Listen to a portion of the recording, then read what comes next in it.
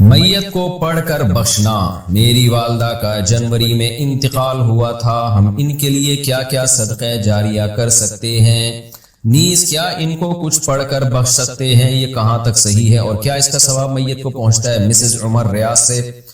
قرآن کی تلاوت وغیرہ پڑھ کے میت کو ثواب پہنچانا، جس کو ایصال ثواب کہتے ہیں، اس میں یہ اختلافی مسئلہ ہے۔ احناف کے ہاں یہ جائز ہے، بعض فقہا اس کی حقیقت کے قائل نہیں ہے۔ تو انسان کو ایک فقہ کو فالو کرنا چاہیے اور دوسرے فقہا کا بھی احترام کرنا چاہیے۔ اس کے دلائل کیا ہیں احناف کے، وہ میں کئی بار مسائل میں ریکارڈ کروا چکا ہوں، مضبوط دلائل ہیں۔ لیکن اتنی بات تو بہرحال ثابت ہے کہ اتفاقی چیز کیا ہے، وہ یہ ہے کہ پیسوں کا صدقہ کیا جائے۔ اس میں تمام فقہا کا اتفاق ہے کہ اس کا ثواب میت کو، جو بھی یعنی معتدی فقہا ہیں، جو ان کا اتفاق ہے کہ اگر آپ پیسے صدقہ کرتے ہیں یا کوئی کنواں کھدوا دیتے ہیں یا کوئی اور صدقہ جاریہ کا انتظام کرتے ہیں تو اس کا ثواب تو بہرحال یقینی پہنچتا ہے۔ اور حدیث میں بھی یہ چیز منصوص ہے۔ نبی صلی اللہ علیہ وسلم سے ایک صحابیہ نے پوچھا میں اپنی ماں کی طرف سے صدقہ کرنا چاہتی ہوں، افاتصدق عنہا ان امی توفیت عنی، میری ماں کا انتقال ہو گیا ہے، افاتصدق عنہا، کیا میں ان کی طرف سے صدقہ کروں؟ آپ نے فرمایا ہاں۔ تو اس لیے زیادہ فوکس جس چیز کو کرنا چاہیے وہ ہے پیسے صدقہ کریں اپنی والدہ کے لیے، اور کوئی مدرسہ بنا دیں، مسجد بنا دیں، یا مسجد میں تعاون کر دیں، یا مدرسے میں تعاون کر دیں، یا یتیم خانے میں تعاون کر دیں۔ اس طرح سے کوئی بھی صدقہ جاریہ ہو یا ویسے ہی کوئی صدقہ کسی غریب کی مدد، اور دل میں نیت کر لیں کہ اس کا ثواب میری والدہ کو پہنچے، تو یہ انشاءاللہ آپ کی والدہ کو ثواب پہنچے گا۔ میں بھی دل سے دعا کرتا ہوں اللہ تعالیٰ آپ کی والدہ کی مغفرت فرمائے اور ان کے درجات کو بلند کرے۔ قرآن بخشنے کا طریقہ کیا ہے؟ قرآن مجید بخشنے کا صحیح طریقہ کیا ہے؟ کہتے ہیں کہ پہلے الحمد شریف پڑھے گا، پھر حمد و ثنا کرے گا، پھر تینوں قل پڑھے، پھر اس کے یہ کہے کہ اس کا ثواب ہمارے نبی صلی اللہ علیہ وسلم کو اور اس کے بعد حضرت آدم سے لے کر قیامت تک آنے والے تمام انسانوں کو پہنچائے، پھر آخر میں جس کے لیے قرآن پڑھا گیا اس کا نام لے کر بخش دے۔ کیا یہ طریقہ صحیح ہے؟ آفرین انڈیا سے۔ دیکھیں، قرآن بخشنے کا کوئی مخصوص طریقہ صحابہ سے ثابت نہیں ہے، صرف اتنا ثابت ہے کہ نبی صلی اللہ علیہ وسلم نے صدقہ کرنے کا حکم دیا ایک صحابیہ کو کہ وہ اپنی ماں کے لیے صدقہ کرے۔ تو اس سے علماء نے استدلال کیا کہ صدقہ بھی ایک نیکی ہے، تو کوئی بھی نیکی کسی کے لیے بھی کی جا سکتی ہے۔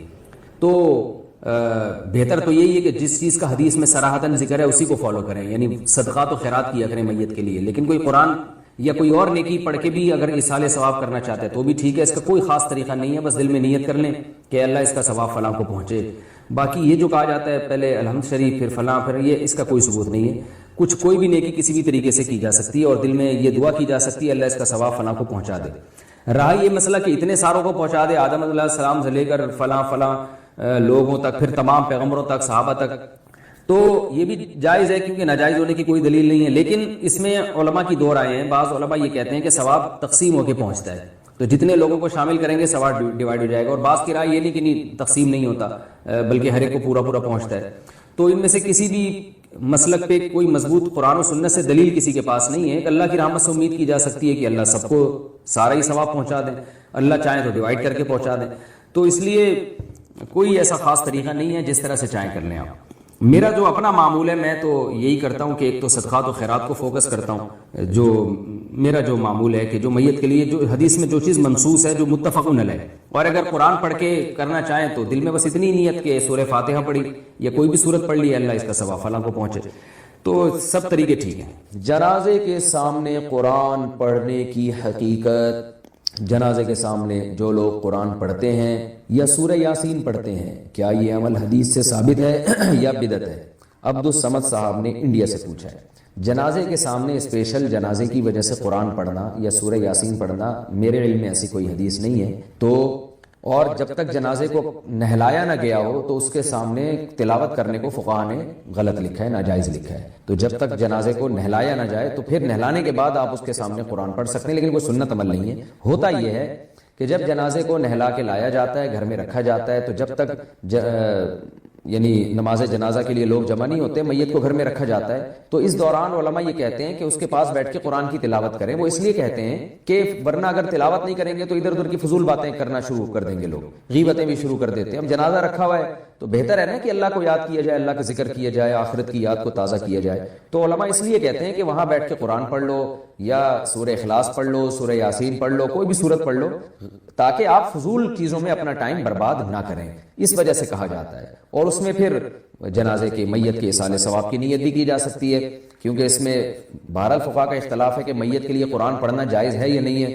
اور صدقے کے بارے میں تو ہمیں حدیث ملتی ہے کہ آپ صلی اللہ علیہ وسلم سے صحابیہ نے پوچھا فاتصدق عنہا، میری ماں کا انتقال ہو گیا، میں صدقہ کروں؟ آپ نے فرمایا ہاں۔ تو جمہور علماء نے اس سے استدلال کیا کہ جب صدقہ بھی ایک نیکی ہے تو وہ نیکی پہنچائی جا سکتی ہے میت کو، تو اس میں ایک علامت بیان کی ہے کہ کوئی بھی نیک عمل پہنچایا جا سکتا ہے، تو قرآن کی تلاوت بھی نیک عمل ہے۔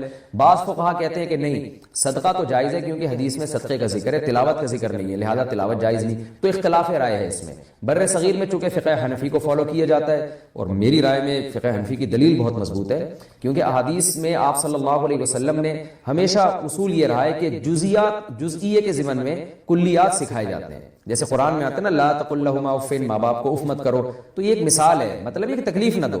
تو اسی طرح جو حدیث میں آتا ہے صدقہ کر سکتے ہو میت کے لیے، تو ایک مثال ہے، مطلب یہ کہ کوئی بھی نیکی کی جا سکتی ہے۔ اور دوسری بات یہ کہ حنفیہ کا جو قول ہے نا اس میں ذرا وسعت زیادہ ہے، اللہ کی رحمت کو آپ پھیلا دیتے ہیں کہ بھئی اگر میت کے لیے تلاوت بھی جائز ہونے کا ہم فتویٰ دیں گے تو اس سے اس بہانے لوگ تلاوت کریں گے، ثواب حاصل کریں گے، اور اللہ سے امید ہے کہ اللہ اس میت کو اس ثواب پہنچائے گا، تو اچھا ہے نا، اللہ کی رحمت سے اچھی امیدیں لگائیں۔ تو ویسے بھی شریعت کا مزاج ہے کہ جس چیز میں رحمت والا عنصر غالب ہو اس قول پہ آپ کو فتویٰ دینا چاہیے، یہ ہماری رائے ہے۔ اگر کوئی اس سے اختلاف کرتا ہے تو وہ اس کا اپنا مسئلہ ہے۔ تو اس لیے جنازے کے پاس قرآن پڑھنا الگ سے کوئی اس کی فضیلت ہمارے علم میں نہیں ہے حدیث میں، لیکن کہا اس لیے جاتا ہے کہ وہاں بیٹھ کے ادھر ادھر کی باتیں کرنے سے بہتر ہے کہ آپ قرآن پڑھ لیں۔ البتہ قرآن خوانی میت کے لیے یہ جائز نہیں ہے، کیونکہ قرآن خوانی کہتے ہیں کہ لوگوں کو قرآن پڑھنے کے لیے جمع کرنا۔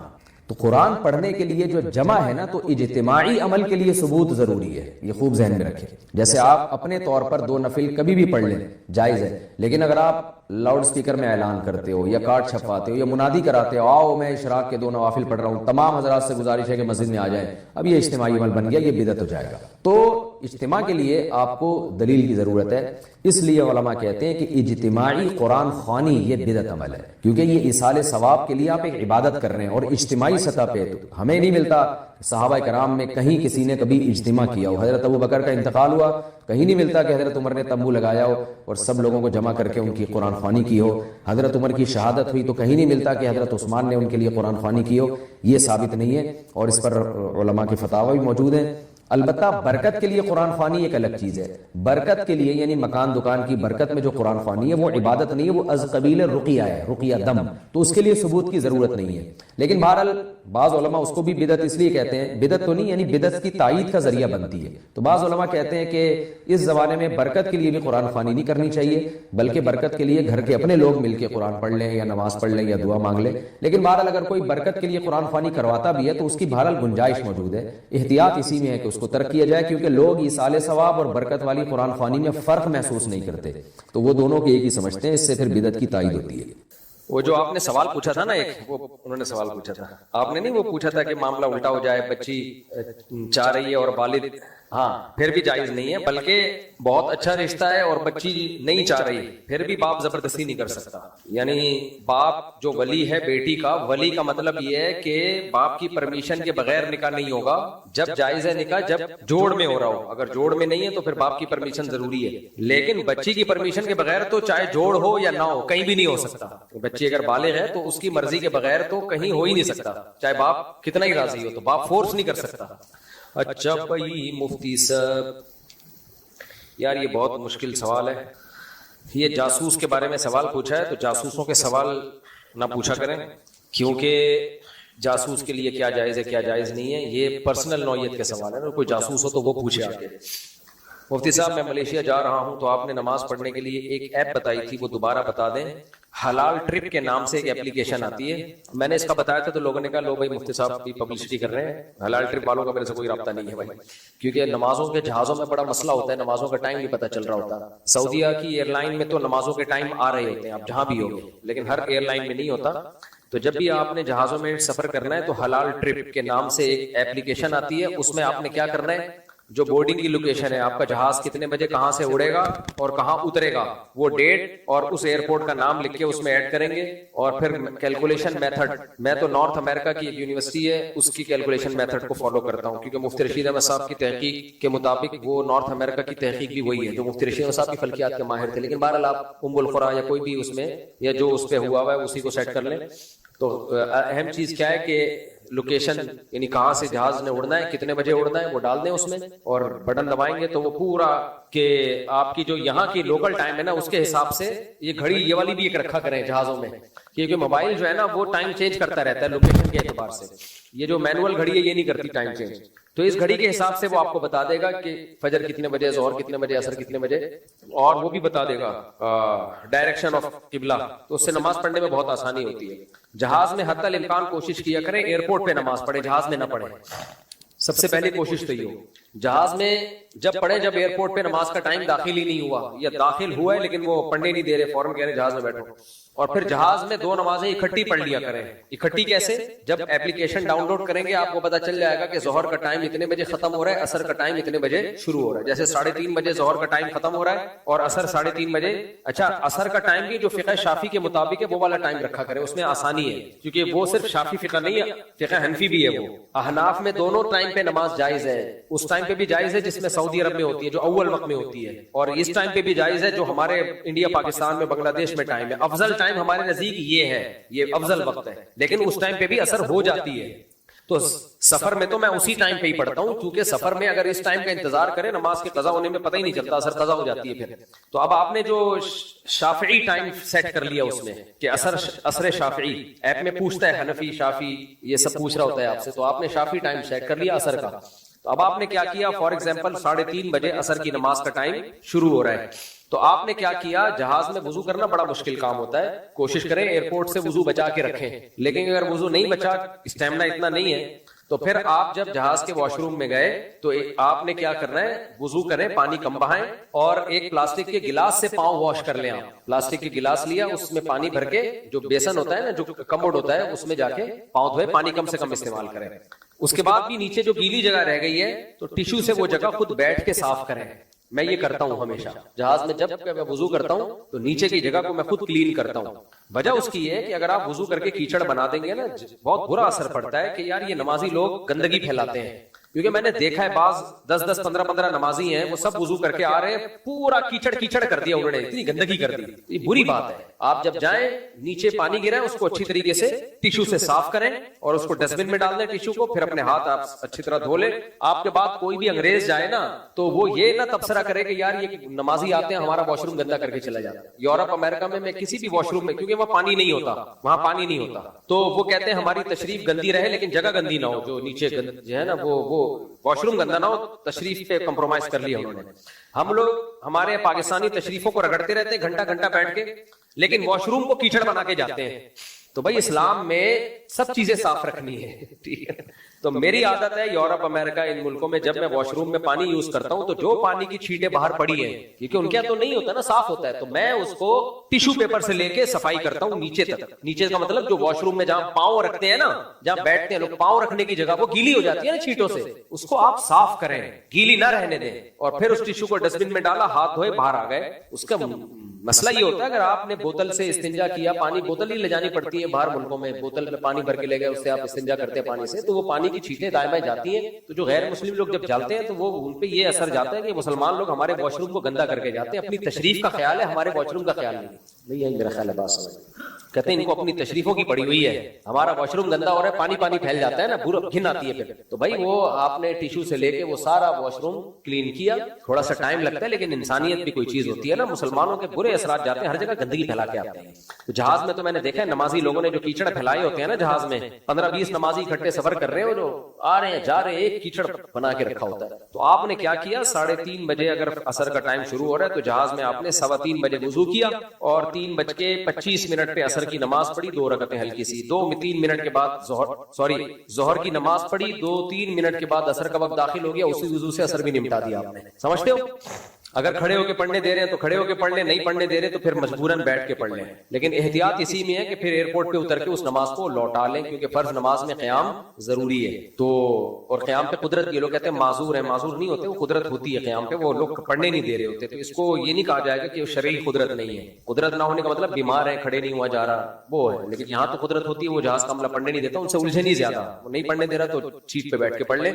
लेकिन फिर उस नमाज को एहतियात इसी में कि उतर के एयरपोर्ट पे दोहरा ले। قضا نہ کریں آپ. اسی طرح مغرب عشاء میں بھی ایسا ہی ہے, لمبا سفر ہے مغرب, دیکھو یہاں سے آپ امریکہ جاتے ہیں نا تو ایک نماز بھی نہیں آتی بیچ میں, 15 گھنٹے کے سفر میں بھی کبھی آئے گی تو ایک آدھ نماز شاید آ جائے, وہ بھی نہیں پڑھے تو ایئرپورٹ پہ بھی ٹائم ہوتا ہے. میں جب امریکہ گیا تو ظہر کی ہم لوگ فجر پڑھ کے ایئرپورٹ سے سوار ہوئے تھے جہاز پہ, کراچی میں ہم نے فجر پڑھی ہے, اس کے بعد ظہر کا ٹائم داخل ہوا ہے, یعنی ظہر کا ٹائم جب امریکہ میں ایئرپورٹ پہ اترے تو بھی ظہر کا ٹائم تھا, کیونکہ آپ جہاں سورج جا رہے ہیں اسی ڈائریکشن میں آپ جا رہے ہوتے ہو تو ٹائم ہی نہیں آتا آپ کا. لیکن جب واپس آتے ہو نا تو سورج کے اگینسٹ آتے ہو, پھر ٹھکا ٹھک نمازوں کے ٹائم آتے ہیں, ٹھکا ٹھک. پھر اس میں اپلیکیشن ضروری ہوتی ہے, پھر اس میں یہی ہوتا ہے کہ مغرب اور عشاء کا وقت آپ نوٹ کر لیں, مغرب قضا کب ہو رہی ہے اور عشاء کا وقت داخل کب ہو رہا ہے, سمجھتے ہو.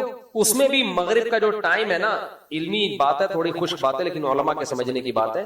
مغرب میں بھی 2 ٹائم ہیں, ایک ہے شفق احمر جب سرخ روشنی غائب ہو جائے, اور ایک ہے جب سفید روشنی غائب ہو جائے. پہلے سرخ روشنی غائب ہوتی ہے, پھر سفید روشنی غائب ہوتی ہے. امام ابو حنیفہ کے نزدیک جب سفید روشنی غائب ہوگی تو عشاء کا ٹائم شروع ہوگا. امام شافعی کے نزدیک جب سرخ روشنی غائب ہوگی تو عشاء کا ٹائم شروع ہوگا. تو امام ابو حنیفہ کے جو دونوں شاگرد ہیں, امام ابو یوسف, امام محمد, انہوں نے اس مسئلے میں امام ابو حنیفہ سے اختلاف کیا ہے, اور ان کی وہی رائے ہے جو امام شافعی کی رائے ہے, یعنی جب سرخ روشنی غائب ہو جائے تو عشاء کا ٹائم شروع ہو جاتا ہے.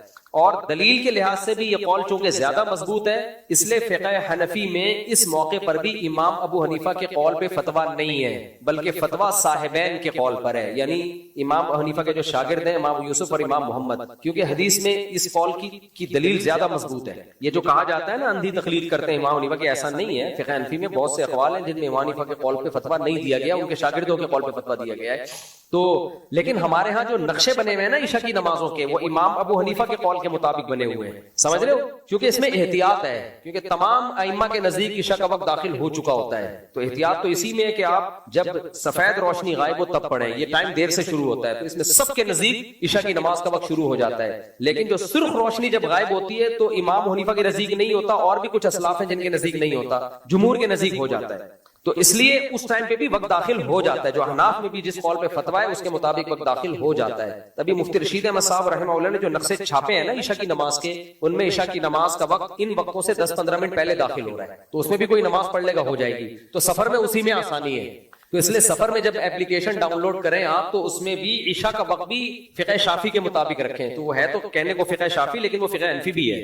لیکن اپلیکیشن والے کو تو اتنی باریکیاں نہیں پتا ہوتی نا, جو اپلیکیشن بنانے والے ہیں دنیا میں جو سافٹ ویئر ہیں ان کو تھوڑی پتا ہوتا ہے. وہ کہتے ہیں شافعی قول ہے, یہ حناف کا قول ہے. وہ حناف کا ہوتا نہیں ہے, وہ صرف امام حنیفہ کا اکیلے کا قول ہوتا ہے, حناف کا نہیں ہوتا وہ.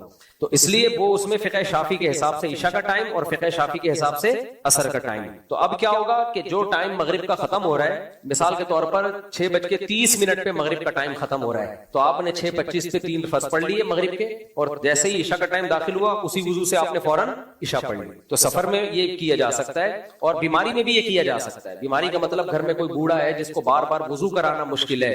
اب بوڑھے لوگوں کو یا بیمار کو, مریض کو وضو کرانا بہت مشکل ہوتا ہے, تو پھر اس کی بھی ایک وضو سے 2 نمازیں نمٹایا کریں. اور یہ جو حدیث میں آتا ہے نبی نے 2 نمازیں سفر میں اکٹھی پڑھی ہیں. میں نے اس پہ پورا رسالہ لکھا ہوا ہے, بس ٹائم ہی نہیں مل رہا اس کو انٹرنیٹ پہ میں یعنی ویڈیو ریکارڈ کروا کے ڈالوں. آپ حدیثوں کو دیکھیں گے تو حدیثوں میں اسی طرح سے 2 نمازوں کو اکٹھا کیا گیا کہ مغرب کو مؤخر کیا عشاء کے قریب, اور مغرب پڑھی. بخاری کے الفاظ ہیں ثم تلبث یسیرا, تھوڑی دیر آپ نے تھوڑا سا وقفہ کیا, پھر عشاء کی نماز پڑھی ہے. عبداللہ بن عمر سے یہ ثابت ہے. تو یہی طریقہ ہے 2 نمازوں کو اکٹھا کرنے کا. یہ طریقہ حدیث میں واضح طور پر ایسا کہیں بھی نہیں ہے کہ ظہر کا وقت داخل ہوتے ہی ظہر بھی پڑھ لی عصر بھی پڑھ لی, یا ظہر کو عصر کے ٹائم کے اندر لے جا کے پڑھا گیا ہے, یا مغرب کو عشاء کے وقت میں لے جا کے پڑھا گیا. کسی صحیح حدیث میں ایسا نہیں ہے. تو باقی یہ میرے ذمہ قرض ہے, میں دلائل کے ساتھ اس کو ویڈیو ریکارڈ کروا کے ڈالوں گا. رسالہ تو میں نے لکھ لیا, وہ میں چھاپ اس لیے نہیں رہا کہ پہلے میں ویڈیو ریکارڈ کروا کے ڈال دوں, پھر میں اس کو سوائے حج کے موقع پہ, حج پہ جو آپ نے ظہر عصر ملائی ہے وہ حقیقت میں ملائی ہے. اس بارے میں عبداللہ بن مسعود کی بہت واضح حدیث ہے کہ نبی نے کبھی 2 نمازوں اکٹھا نہیں کیا. اکٹھے کا مطلب اس طرح اکٹھا کہ ظہر کے ٹائم پہ عصر پڑھ لیو یا مغرب کو عشاء کے وقت میں جا کے پڑھاؤ, ایسی کوئی صحیح حدیث نہیں ہے. اور عبداللہ بن مسعود کی حدیث اس کے خلاف ہے. تو صرف حج کے موقع پہ ہے کہ مزدلفہ میں آپ نے مغرب پڑھنی نہیں ہے, وہ اور واجب ہے وہاں پہ کہ آپ عرفات میں مغرب پڑھنی نہیں ہے, آپ نے قضا کرنی ہے لازمی. آپ نے مزدلفہ میں جا کے مغرب عشاء, جب وہاں آپشنل نہیں ہے, وہاں لازمی ہے, وہ کرنا ہی کرنا ہے. تو حج پہ سفر کو قیاس نہیں کیا جا سکتا. بعض لوگوں نے تو یہاں تک دھندا شروع کر دیا شاپنگ کے لیے جانا ہے نا تو ظہر کے ساتھ اثر پڑ رہے ہیں، وہ ظہر کے وقت میں ہی کہ ضرورت ہے، ایسا کچھ بھی نہیں ہے بھائی. ان الصلاۃ کانت علی المؤمنین کتابا موقوتا، اللہ کہتے ہیں نماز مومنین پر مقررہ اوقات میں فرض ہے، اور مقررہ اوقات بخاری مسلم کی متفق علیہ صحیح حدیث ہے جبریل علیہ حدیث جبریل کہ ہر نماز کا نبی نے ایک الگ ٹائم بتایا کہ یہاں سے یہاں تک فجر، یہاں سے یہاں تک ظہر، یہاں سے یہاں تک عصر، یہاں سے یہاں تک مغرب، یہاں سے یہاں تک عشاء. اور اس میں آپ نے سفر اور حضر میں کوئی فرق نہیں کیا ہے، بلکہ سفر کے بارے میں جب آپ کی فجر کی نماز قضا ہوئی، کسی صحابی کی آنکھ نہیں کھلی، آپ کی بھی آنکھ نہیں کھلی، تو سفر میں آپ نے یہ فرمایا کہ لیس فی النوم تفریط، کہ نیند میں اگر نماز قضا ہو جائے تو یہ کوئی کوتاہی نہیں ہے. تفریط اس میں ہے کہ ان تؤخر الصلاۃ عن وقتها او کما قال صلی اللہ علیہ وسلم، کہ نماز کو اپنے وقت سے مؤخر کیا جائے. تو یہ تو آپ نے سفر میں فرمایا ہے، اور نمازوں کے اوقات وہ حدیث جبریل میں ہے. عبداللہ بن مسعود یہ جو حدیث ہے نا قرآن کی آیت ہے والذین هم علی صلواتهم یحافظون، کہ ایمان والے اپنی نمازوں کی حفاظت کرتے ہیں. تو عبداللہ بن مسعود کہتے ہیں حفاظت کا مطلب اپنے وقت پہ پڑھی جائے.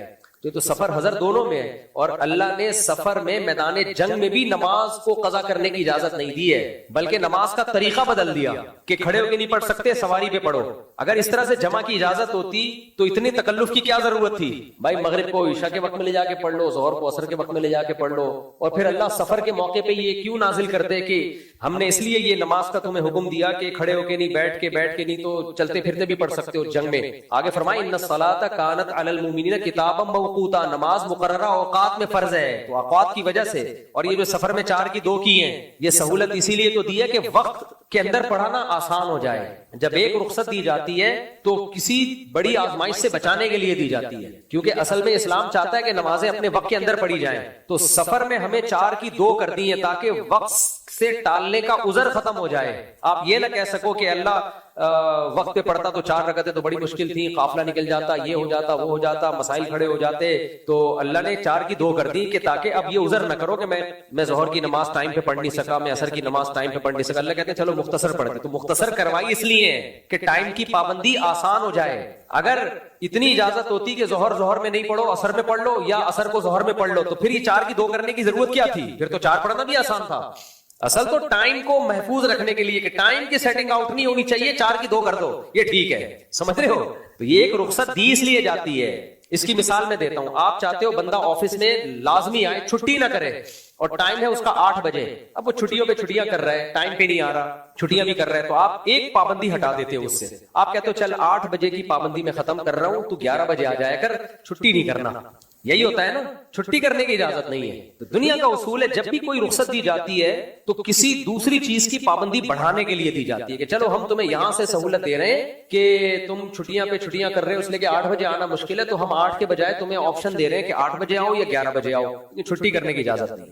اور اگر آپ کہتے ہو کہ نہیں 8 بجے ہی آؤ، تو پھر کیا اس کو آپشن دیا جائے گا؟ چھٹی کرنے کی اجازت ہے، ٹھیک ہے، کوئی مسئلہ ہوا کرو چھٹی کر لیا کرو، لیٹ ہونے کی اجازت نہیں ہے تمہیں. اگر کبھی تمہیں آنا مشکل ہونا تو نہیں آؤ، ٹلا مار دو. لیکن دیر سے آؤ گے نا، 9 بجے آؤ گے تو سارے دفتر کے لوگ تمہیں دیکھ کے خراب ہو رہے ہیں، کوئی عذر ہوا کرے آیا ہی نہ کرو. لیکن جب آنا ہے تو ٹائم پہ آؤ. تو ایک طرف سے رخصت دی جائے گی نا، یا تو یہ رخصت دی جائے گی کہ بھائی ٹھیک ہے ٹائم کی پابندی ہٹائی جا رہی ہے، لیکن دوسری یہ کیوں ہٹائی جا رہی ہے؟ تاکہ چھٹی نہ کر سکے. یہ رخصت اس لیے دی جا رہی ہے. یا چھٹی کی پابندی ہٹائی جا رہی ہے کہ چھٹی کر سکتے ہو لیکن ٹائم پہ آؤ. پھر تو اللہ تعالیٰ کو معلوم تھا سفر میں ان کے لیے نمازوں کے اوقات بہت محدود ہوتے ہیں، ظہر کو ظہر میں پڑھنا، عصر کو مشکل ہو جائے گی. تو اللہ نے کہا چلو 4 کی میں کتنی کر رہا ہوں؟ 2 کر رہا ہوں. تو یہ اس لیے کی ہے کہ وہ جو ٹائم کی پابندی ہے اس کو فوکس کرو، وہ اب اس میں رخصت کی اجازت نہیں ہے. تو اس لیے امام حنیفہ کا پلڑا دلائل کی دنیا میں بہت بھاری ہے. اور یہ جو میں کہتا ہوں نا اس میں امام حنیفہ کی رائے کمزور تھی، تو اس لیے احناف نے فتویٰ دے دیا صاحبین کے قول پہ. یہ بھی کمزور ظاہری اعتبار سے ہم کہہ رہے ہوتے ہیں، ظاہری اعتبار سے، ورنہ ڈیپ میں آپ جاؤ بہت ساری چیزیں ہمیں لگ رہی ہوتی ہیں کمزور، لیکن جب اس کی ڈیپ میں انسان جاتا ہے تو امام صاحب کا پلڑا اس میں بھاری ہوتا ہے. لیکن بہرحال 1.5 کی الگ مسجد بنانے کے بجائے احناف کا یہی اصول ہے کہ مشائخ نے اگر دیکھ لیا کہ اس بارے میں صحیح حدیث موجود ہے صاحبین کے قول پر، تو پھر وہ امام صاحب کے قول کو چھوڑ دیتے ہیں. مفتی صاحب میں ملیشیا جا رہا ہوں تو آپ نماز یہ حلال ٹرپ کے نام سے، آج کے دور میں پیر و مرشد کو کس حد تک ماننا ہے، کس حد تک رائے لینی چاہیے؟ بہت پیارا سوال ہے. پیر و مرشد کو کس حد تک مانا جائے؟ ڈاکٹر کو کس حد تک مانتے ہو آپ؟ علاج کی حد تک نا، اس کی ہر بات سے متفق ہونا ضروری ہے. آپ PTI کے تھے، ڈاکٹر JUI کے نکلے، لیکن آپ کو پتا یہ ڈاکٹر کڈنی کا بہت بڑا اسپیشلسٹ ہے. آپ گئے اس کے پاس کڈنی کی دوا لینے کے لیے, اس نے عمران خان کو یہودی بولنا شروع کر دیا, حالانکہ آپ پی ٹی آئی کے تھے. آپ بولو گے یہودی بول, تو کچھ بھی بول, کڈنی کا اسپیشلسٹ تو ہے, تو میں تیری صرف گردوں کے بارے میں تیری بات کو مانوں گا, باقی کوئی بات میں تیری نہیں مانوں گا, کیونکہ آپ اس سے لینے کیا جا رہے ہو, علاج. یہی بات ہے نا. اسی طرح اگر وہ پی ٹی آئی کا ہے, آپ اس کے پاس گئے اور آپ جے یو آئی کے تھے, اس نے مولانا فضل الرحمان کو برا بھلا کہنا شروع کر دیا, آپ کہو گے بھائی یہ تمہاری ذاتی رائے ہے, مجھے گردوں کی دوا دے دو. آپ کو پتہ ہی اپنی فیلڈ کا اسپیشلسٹ ہے, گردے کا علاج یہ بہت اچھا کرتا ہے. جب میں نے دیکھا لوگ ہندوؤں سے علاج کرا رہے ہوتے ہیں, لوگ عیسائی مسیحیوں سے علاج کرا رہے ہوتے ہیں, حالانکہ وہ حضرت عیسیٰ کو معاذ اللہ کا بیٹا کہتے ہیں. تو آدمی کہتے ہیں بھائی اس کا پرسنل معاملہ ہے. لوگ یورپ امریکہ پڑھنے کے لیے جاتے ہیں کہ نہیں جاتے, تو کیا ہم ان کے نظریات سے متفق ہیں؟ بھائی وہ اسلام کو نہیں مانتے, ہم اسلام کو مانتے ہیں, لیکن پڑھنے کے لیے جاتے ہیں. تو اب کیا مسئلہ ہے, پیر و مرشد سے آپ نے لینا کیا ہے؟ اس کے دل میں اللہ کی محبت ہے. جن کے دلوں میں اللہ کی محبت ہوتی ہے, ان کی جب صحبت اختیار کی جائے تو آپ کے دل میں بھی اللہ کی محبت آٹومیٹیکلی آ جاتی ہے. یہ اللہ کا بنایا ہوا نظام ہے. اہل اللہ کے پاس بیٹھو گے اللہ کی محبت آئے گی, دنیا پرستوں کے پاس بیٹھو گے تو کیا آئے گی, دنیا کی محبت. ابھی مولانا عباد اللہ صاحب کا اتنا پیارا بیان تھا یار مدنی مسجد میں, سنا ہے آپ لوگوں نے؟ اس دفعہ گئے مکی مسجد میں, بیان تھا کیسا 2 گھنٹے, کتنا زبردست. تو ایسے لوگوں کے پاس بیٹھو گے, تبلیغ والوں کے پاس, اللہ کی عظمت, اللہ کی محبت.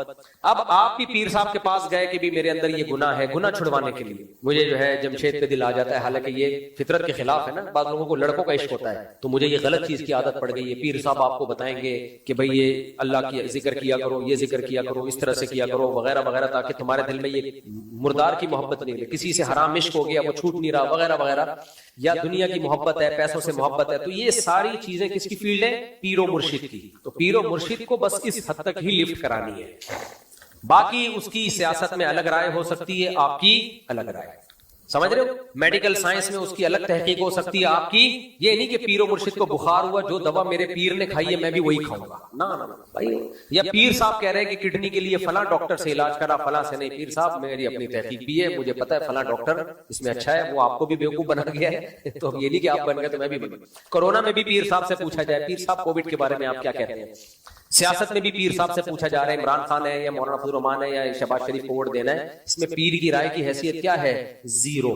اور اس میں پیر کی بات غلط بھی ہو تو بدگمان بھی نہیں ہونا چاہیے, بدگمان بھی نہیں. آپ بولے پیر صاحب کو جب اس فیلڈ کے ماہر نہیں ہے تو غلطی کر سکتے ہیں, وہ 100 دفعہ غلطی کر سکتے ہیں. تو ہم نے ان سے یہ پوچھنا ہی نہیں ہے, یہ آپ کی حماقت ہے, ان سے پوچھ کیوں رہے ہو یہ باتیں؟ آپ سمجھتے ہو کہ نہیں سمجھتے؟ تو لوگ بدگمان ہو جاتے ہیں پیر صاحب سے, پیر صاحب نے یہ بیان دیا اور ہمارے تو فلاں نے یہ بیان دیا, تو پیر صاحب سے بدگمان کیوں نا. میں بار بار وہ حدیث پیش کرتا ہوں, صحیح ہے, مسلم کی حدیث ہے کہ نبی نے صحابی سے فرمایا کہ تعبیر نخل یعنی کھجور میں نر کھجوروں کا جو بھور لے کے مادہ کھجوروں کے درختوں پہ ڈالا جاتا ہے, تو آپ نے فرمایا ایسا مت کرو. صحابی نے نہیں کیا, کھجوروں کی فصل میں نقصان ہو گیا. صحابی نے کہا یا رسول اللہ ہم نے آپ کے مشورے پر عمل کیا تھا لیکن کھجوروں کی فصل میں نقصان ہوا. تو صحیح حدیث ہے مسلم کی, نبی نے فرمایا انتم اعلم بامور دنیاکم منی, یہ دنیا کے معاملات تم مجھ سے زیادہ جانتے ہو, یہ دنیا کے معاملات تم مجھ سے زیادہ جانتے ہو. اگر میں نے تمہیں مشورہ دیا تو انما انا بشر مثلکم, میں تمہاری طرح کا انسان ہوں. دین کی باتیں مجھ سے پوچھو, دنیا میں تم مجھ سے زیادہ ماہر ہو. تو آپ کسی عالم کی, بزرگ کی سیاسی بات سے 100 دفعہ اختلاف کریں, آپ کو پورا رائٹ ہے, لیکن اس اختلاف کی بیس پہ اس کی توہین کرنا, اس کو 2 ٹکے کا نہیں چھوڑنا. بھائی اس کی جو دین میں حیثیت ہے, فتوے میں اس کی حیثیت ہے, جائز ناجائز میں اس کی حیثیت ہے, وہ پھر بھی برقرار ہے. حضرت مفتی تقی صاحب نے گورنر کی تعریف میں 2 لفظ کہہ دیے تھے, پوری دنیا خلاف ہو گئی ان کے. مجھے میسج بھیج رہے مفتی صاحب نے کہہ دیا گورنر جو ہے اچھا انسان ہے. میں نے کہا ان کی سیاسی رائے ہے بھائی, اگر آپ کو اختلاف ہے آپ بولو, حضرت کی رائے سے متفق نہیں ہے. اب یہ تھوڑی کہ وہ 2 نمبر ہو گئے یار, یہ تو کوئی بھی رائے قائم کر سکتا ہے نا اس میں. اور ان بیچاروں نے تعریف نہیں کی تھی, ایک عمل کی تعریف کر دی تھی. رات کو وہ چکر لگا لیتا ہے اٹھ کے, اچھا کام ہی کر رہا ہوگا چکر. تو میں نے بھی گورنر سے میں بھی ملا ہوں, تھوڑا راتوں کو اٹھ کے لوگوں کی خدمت کر رہا ہوتا ہے. اب بظاہر کو اچھا ہی لگ رہا ہے, ماضی کس نے دیکھا, ہو سکتا ہے ماضی میں اچھا نہ رہا ہو, لوگ باتیں کر رہے ہیں, لیکن اب اختلاف رائے کرو اس میں 100 دفعہ کرو. اتنی سی بات پہ ایک عالم دین کی خدمات کو 0 کر دینا. ابھی جو ہم نے سیاست پہ بات کی اس پہ دیکھو لوگ ہمارے خلاف, کارنل مفتی بریگیڈیئر مفتیات سے یہ دل سے نکل گیا, نکال دو بھائی, ہمیں اتنے چھوٹے ظرف کے لوگ مارکیٹ میں چاہیے ہی نہیں, اتنے چھوٹے ظرف کے لوگ ہمیں چاہیے ہی نہیں. یہ جو آپ کی رائے سے ایک اختلاف کیا اور آپ نے کہا ہمارے دل سے ہی نکل گیا. تو ہمارے حضرات فرمایا کرتے تھے بڑے علماء کہ عوام کی عقیدت سے بہت جلدی متاثر نہ ہوا کرو. یہ عقیدت ایک دن میں بہت اوپر جاتی ہے, سیکنڈوں میں دھڑام سے نیچے آتی ہے. تو اس لیے سمجھدار لوگ جو ہے نا وہ کہتے ہیں ان کی رائے ہے ٹھیک ہے. اب دیکھو میں نے عمران خان کی تعریف میں 2-3 جملے بولے تھے کہ اس نے یونائیٹڈ نیشن میں اچھی تقریر کی, ایسی دھمکیاں ملی تھی. بھائی میں نے کب کہا کہ میں پی ٹی آئی کا ہوں؟ بالفرض ہوں بھی تو بھی مجھے یہ رائٹ نہیں ہے میں جے یو آئی جوائن کروں یا پی ٹی آئی جوائن کروں یا میں مسلم لیگ جوائن کروں. میں بھی تو پاکستانی ہوں. آپ اس سے اختلاف کریں, اس میں کیا جا رہا ہے؟ اچھا لوگ کہتے ہیں سیاست میں آپ کیوں آ رہے ہو؟ یہ وہ لوگ کہتے ہیں جن کے خلاف بات جا رہی ہوتی ہے. جب میں نے عمران خان کی تعریف کی تھی نا, عمران خان کی نہیں کی تھی, اس کے 2-3 اچھے کاموں کی تھی, تو وہ جو عمران خان کو یہودی بولتے تھے وہ سب کہنے لگے تمہارا سیاست میں کام کیا ہے. لیکن پی ٹی آئی کے سب لوگ کہنے لگے حق پرست مولوی صرف ایک ہی ہے دنیا میں. وہ نہیں کہہ رہے تھے کہ تمہارا سیاست میں کام کیا ہے. آج میں شہباز شریف کی تعریف کر دوں تو پی ٹی آئی والے بولیں گے تمہارا سیاست میں کام کیا ہے, تم مفتی ہو. لیکن مسلم لیگی بولیں گے بندہ ہے.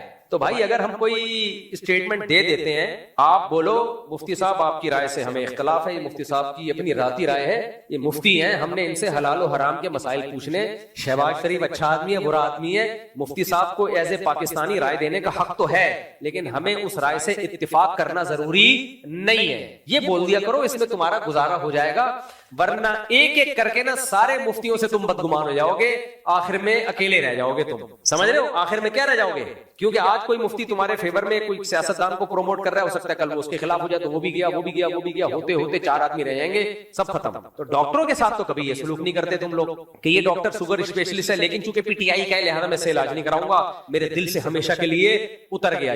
یہ جے یو آئی کا ہے, میرے دل سے ہمیشہ کے لیے اتر گیا. کہتے ہیں بھائی میرا کام ہے اس سے دوا لینا, جو قادیانی بھی ہوگا نا تو دوا لے لو گے اس سے, نہیں کرنا چاہیے قادیانیوں سے علاج, لیکن عیسائی بھی ہوگا, مسیحی بھی ہوگا, ہندو بھی ہوگا, علاج کرو گے. بھائی وہ اگر گائے کو ماں بنا رہا ہے, وہ گائے کا کی پیشاب کو مقدس سمجھ رہا ہے, یہ اس کا ذاتی معاملہ ہے, مجھے تو دوا چاہیے نا, مجھے تھوڑی پیشاب پلا رہا ہے وہ. لیکن مولویوں کے ساتھ لوگ کیا کہتے ہیں, آپ کی رائے سے ذرا اختلاف ہوا, کرنل مفتی, بریگیڈیئر مفتی, اتنا زیادہ القابات سے ہمیں نوازا گیا ہے. تو مجھے لگ رہا ہے کہ میں فوجیوں کے پاس جا کے کہوں کہ لوگوں نے تو مجھے بریگیڈیئر اور کرنل بنا دیے, مجھے وہ تمام بینیفٹس چاہیے جو بریگیڈیئر اور کرنل کو ملتے ہیں. 1000 گز کی مجھے زمین چاہیے, ملیر کینٹ میں ایک گھر چاہیے. اتنی تو گالیاں کسی سچی مچی کے بریگیڈیئر نے نہیں کھائی ہیں جتنی ہم جیسے جھوٹی موٹی کے بریگیڈیئر گالیاں کھا رہے ہیں, اور 1 روپے بھی نہیں مل رہا فوج کی طرف سے, کوئی شاباشی بھی نہیں ملی. تو ہم فری پھوکٹ کے بریگیڈیئر بھی بن گئے, لیکن سہولتیں ساری انڈا موڑ والی مل رہی ہیں ہم کو, ایک بریگیڈیئر والی ایک سہولت بھی نہیں مل رہی. تو آپ 100 دفعہ اختلاف کر لیا کرو, آپ بولا کرو مفتی صاحب آپ کے دینی باتیں ہمیں بہت اچھی لگتی ہیں, سیاست میں جو یہ آپ نے بات کی ہے یہ آپ کی بات سے ہم 100% ڈس ایگری کرتے ہیں, کوئی مسئلہ نہیں. تو اور مفتی عبدالرحیم صاحب کی بھی بات یہ ہے, اگر وہ کوئی ایسی بات کریں جو ہماری رائے سے مختلف ہو اور ہمیں لگے کہ وہ غلط ہے تو ہم نہیں مانتے ان کی بات, نہیں مانتے ہم ان کی بات. اور اگر وہ لگے کہ وہ بات صحیح کر رہے ہیں پھر ہم مانیں گے ان کی, پھر آپ کے کہنے سے چھوڑیں گے بھی نہیں ان کو, ٹھیک ہے نا, کہ آپ کہہ رہے ہو تو پبلک کہہ رہی ہے تو چھوڑ دیں, ایسا بھی نہیں ہے. لیکن وہ پیر و مرشد ہیں ہمارے, تو پیر و مرشد کا کام ہوتا ہے اصلاح کرنا, تو ہمارا تعلق. تبھی تو میں کہتا ہوں 4 شادیوں کے تو بہت خلاف تھے, یہ تھے بھی, میں احتیاطاً کہہ رہا ہوں, ہو سکتا ہے اب بھی ہو. ہم نے نہیں مانی ان کی بات, ہم نے کہا بھائی شادیاں جو ہے نا حضرت, ہم آپ سے اللہ سیکھنے کے لیے, عبادت سیکھنے کے لیے, ان کے ساتھ میں نے 2 مہینے سفر کیا حج میں, اتنی زبردست عبادت ان کی, اللہ, میں نے تو لوگوں سے جا کے کہا یار کسی اللہ والے کے ساتھ عمرہ اور حج کرنے میں اور اپنے دوست احباب کے ساتھ عمرہ حج کرنے میں بڑا فرق ہے. تو کسی اللہ والے کے ساتھ حج یا عمرہ کیا کرو تو تمہیں پتہ چلے گا بیت اللہ کی عظمت ہے کیا اصل میں. تو یہ چیزیں ہم نے ان سے سیکھی. شادیوں پہ ان کا اعتراض تھا ہماری, ہم نے کہا بھائی شادیاں آپ کا ٹاپک ہے ہی نہیں, ہمارے آپ کی ایک بیوی ہے, آپ کو کیا پتا, اور اس پہ آپ کی وہ ریسرچ بھی نہیں ہے جو ہماری ہے, سمجھ رہے ہیں نا, آپ کی وہ ریسرچ نہیں ہے جو ہماری ریسرچ ہے. ہم نے پبلک میں ہوگی, ان کی بھی ریسرچ ہوگی, وہ ایسا نہ مجھے چمیڑ لگا دیں تو کیا کر رہے ہیں. لیکن بہرحال ہم نے نہیں مانی ان کی بات, انہوں نے منع بھی کیا ایک جگہ موقع پہ. میں نے کہا ٹھیک ہے آپ منع کر رہے ہیں تو خدا نہیں, آپ فتوا دو کہ حلال ہے حرام ہے, اور اگر فتوا دے دیتے حرام ہے تو ہم کون سا اس فتوے کو مانتے. کہتے پوری دنیا متفق ہے کہ حلال ہے, آپ کا ایک نیا فتوا ہے حرام, تو فتوا بھی نہیں ماننا تھا اس موقع پہ, تو اجماع امت کے خلاف فتوا ہوتا نا.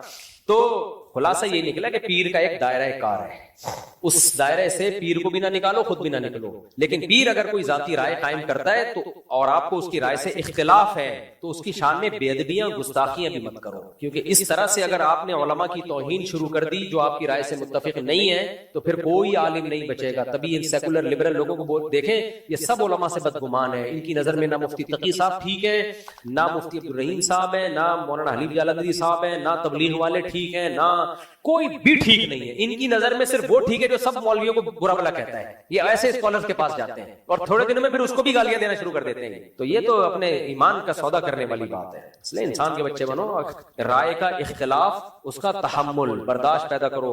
آپ کی مرضی کے خلاف اگر کوئی بات کرتا ہے ایک دم منہ سے جھاگ نکالنا شروع کر دو, ایک دم نہ ہو جاؤ. آپ بولو یار بندہ ایک نئی چیز مارکیٹ میں لایا ہے, تھوڑا سا کیا کرتے ہیں ہم, تحقیق. اور تحقیق کرو. یہ جو آپ یوٹیوب اور فیس بک کی ویڈیوز دیکھ رہے ہو, اٹ از ناٹ تحقیق, اٹ از ناٹ تحقیق. کوئی بھی روتا ہوا آ کے بیان داغ دے, کوئی بھی آئے اور کچھ بھی داغ دے, میرے یہ ہو گیا, میرے ساتھ یہ ہو گیا. بھائی کیا پتا, لوگوں نے پیغمبروں پہ جھوٹ نہیں باندھا ہے بھائی. یہ جو حدیث میں صحیح حدیث, ضعیف حدیث, یہ سارے جو ضعیف راوی ہیں یا موضوع منگھڑت حدیثیں ہوتی ہیں, ان میں راوی ہوئے, یہ سارے تو مسلمان تھے. غیر مسلموں کی حدیثیں تھوڑی پہنچی ہمارے پاس. یہ تو سارے مسلمان تھے جن کے بارے میں محدثین نے کہا مسلم ہے, کذاب ہے, جھوٹ بول رہا ہے, نبی کی پر جھوٹی حدیثیں گڑی ہے اس نے. اسماء الرجال کی پوری بحث اس دور کی ہے جب بہترین زمانہ تھا. اس دور میں یہ جھوٹا ہے, یہ غلط بیانی, یہ مبالغہ رہا ہے, یہ ثقہ ہے. تو آج کیا نہیں ہوگا. یہ کیا فیس بک پہ کسی نے بھی اٹھا کے 2 آنسو بہا دیے اور خبر چلا دی آپ کو, دیکھو یہ ویڈیو مفتی طارق مسعود تک پہنچا دو, سب مجھے بھیج رہے, یہ پہنچا دو. میں نے کہا یہ پہنچا دو, یہ رو رہا ہے نا.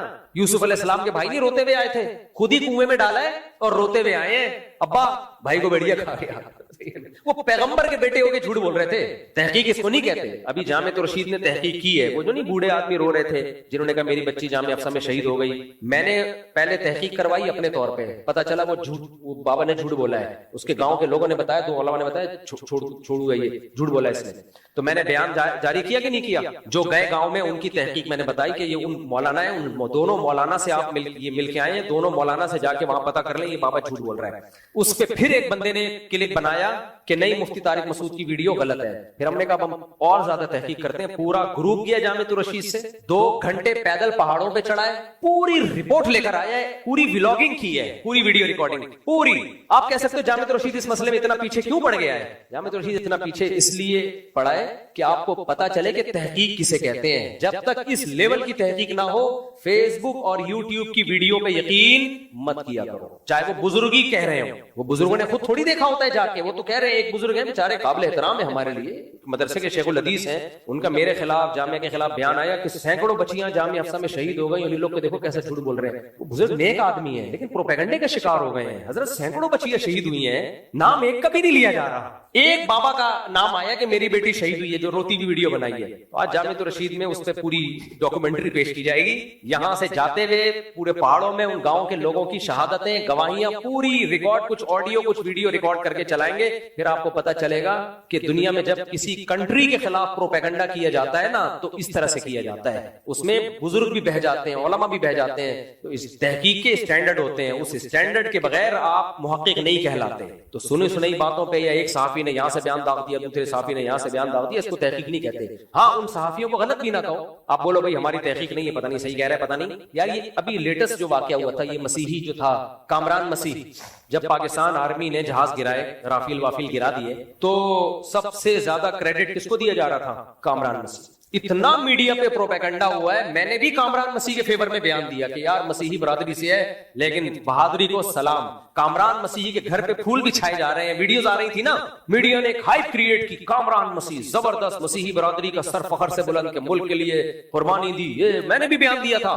پھر میں نے کہا اپنے طور پہ تحقیق تو کرو. پاکستان ایئر فورس میں جاننے والوں کو فون کیا, ادھر ادھر فون گھمایا, انہوں نے کہا کامران مسیح جہاز کا جو کیبن ہے نا اس میں کبھی بیٹھا ہی نہیں ہے. میں نے کہا بس کرو یار, اتنا بھی کسی کی مخالفت میں آگے نہیں جانا چاہیے. اس کے گاؤں میں پھول بٹ رہے ہیں, کندھوں پہ بٹھا کے گھمایا جا رہا ہے, پوری دنیا اس کو. انہوں نے کہا مفتی صاحب میں جھوٹ نہیں. میں نے کہا یار پھینک رہے ہو, آپ کی کوئی دشمن, آپ کا سالہ تو نہیں ہے کامران مسیح کہیں, ہو سکتا ہے آپ کو دوسری شادی سے روک رہا ہو. کہہ رہے وہ پائلٹ ہی نہیں ہے. اگر وہ کہتے ہیں نا پائلٹ ہے تو میں کہتا دشمنی نکال رہے ہیں. بعض پائلٹوں کو ایک دوسرے پائلٹ سے دشمنی بغض ہو سکتا ہے کہ یار کام میں نے کیا, فیور کون لے کے جا رہا ہے, جہاز 3 مہینے بھی گرائے تھے اس کا تو کہیں آ نہیں رہا, کامران مسیح سارا کریڈٹ لے کے جا رہا ہے. پہلے تو میں یہ سمجھا کہ شاید کوئی جیلسی میں ایسا کر رہے ہو. وہ میں نے جن سے رابطہ کیا وہ بھی یا